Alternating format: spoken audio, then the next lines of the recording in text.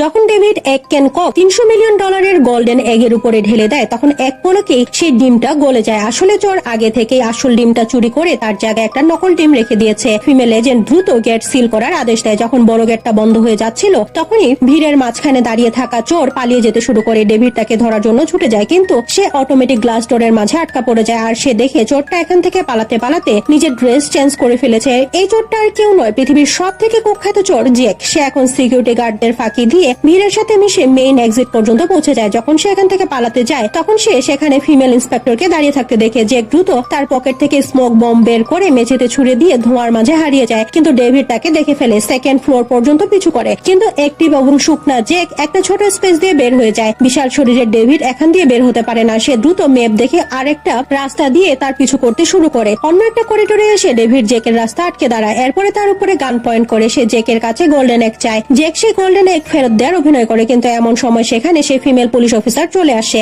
Jack এই সুযোগটা কাজে লাগিয়ে ডেভিডের হাত থেকে গানটা ফেলে দিয়ে জানালা ভেঙে পালিয়ে যেতে চাইছিল। তখন ডেভিড তাকে জড়িয়ে ধরে নিচে লাফ দেয়। জ্যাক একটা পাইপের ভেতর দিয়ে স্লাইড করে নিচে নেমে আসে। এরপরে সে একটা বাইক তুলে এখান থেকে পালিয়ে যায়। ডেভিড একটা দামি গাড়িতে উঠে অ্যাক্সিলারেটর চেপে জ্যাকের পিছু করতে শুরু করে, কিন্তু কয়েক সেকেন্ডের মধ্যে একটা ভ্যান এসে তার গাড়িকে ধাক্কা দেয়। আর সেই গাড়িটা একটা পাথরের পিলারের সাথে ধাক্কা খায়। চোর তো সেই গোল্ডেন একটা নিয়ে এখান থেকে পালিয়েই গেছে, কিন্তু ডেভিডের এটা নিয়ে তেমন কোনো কষ্ট ছিল না, বরং তার সব থেকে বেশি কষ্ট হলো তার প্রিয় গাড়িটা এখন একেবারে দুমড়ে মুচড়ে নষ্ট হয়ে গেছে। 3 দিন পরে জ্যাক একটা নৌকায় করে বালিতে আসে। সে সেই গোল্ডেন এগ নিয়ে তার প্রাইভেট ভিলাতে আসে। এরপরে সে এক গ্লাস ভদকা নিয়ে খেতে শুরু করে, কিন্তু তখন সে ঘরের একটা কোণা থেকে কণ্ঠস্বর শুনতে পায়। বাইরে থেকে স্পেশাল ফোর্স ভেতরে ঢুকে। এরপরে জ্যাককে চারদিক দিয়ে ঘিরে ফেলে। ফিমেল এজেন্ট সেই গোল্ডেন এগ তুলে একটা সিকিউর বক্সে রেখে দেয়। জ্যাক এদের দেখে অবাক হয়ে যায়। সে জিজ্ঞেস করে, তোমরা আমার প্রত্যেকটা মুভের ব্যাপারে কিভাবে জানতে পারলে? ডেভিড বলে, তোমার লোকেশন আমাদের এমন একজন দিয়েছে যে নিজেকে বিশপ বলে। জ্যাক বুঝতে পারে কে তার অ্যাড্রেস দিয়েছে। ফিমেল এজেন্ট জ্যাককে পুলিশ ভ্যানে তুলে দেয়। এরপরে তাকে পুলিশ স্টেশনে নিয়ে যাওয়ার জন্য রওনা হয়ে যায়। এখন সম্পূর্ণ টিম দুটা দলে স্প্লিট হয়ে যায়। ডেভিড গোল্ডেন এগ সেফলি পৌঁছে দেওয়ার দায়িত্ব পায়, কিন্তু যখন ডেভিড তার গাড়ির কাছে আসে, তখন অন্য আরেকজন চোর এসে